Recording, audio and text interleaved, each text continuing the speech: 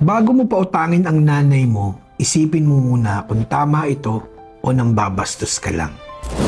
Ang nanay, hindi yan pinauutang. Huwag mong sabihin na, "Ma, eto muna, bayaran mo sa makalawa ha." Ang nanay, hindi dapat nanghiram sa sarili niyang anak na parang estranghero, parang Bombay. Sa nanay, hindi ka nagpapautang, nagbibigay ka. Alam mo ang nanay, unang sweldo pa lang niya, lahat yan magagastos sa iyo. Magagastos sa kanyang anak para sa pagkain, damit mo, kaligtasan mo, kinabukasan mo.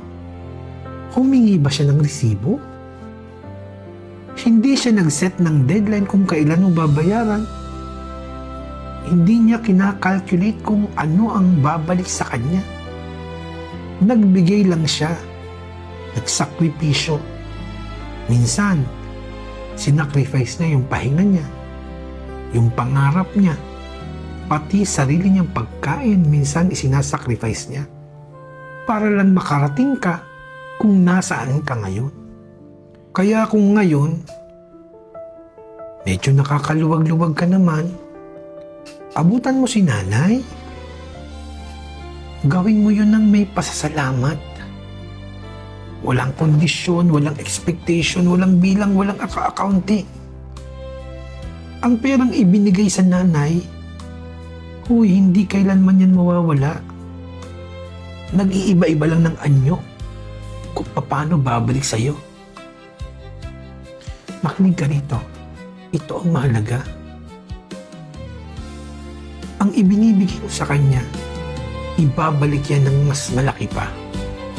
Pwedeng pera, pwedeng peace, pwedeng kalusugan mo, pwedeng lakas mo. Huwag na huwag mong isipin na kailangan pa utangin si inay. Kung kaya mo, ibigay mo. Kung wala ka, sabihin mo na, "Ma, next time." Kaya anong maramdaman ni inay na nandyan ka? Dahil hindi naman siya manhid, alam din niya ang pangangailangan mo.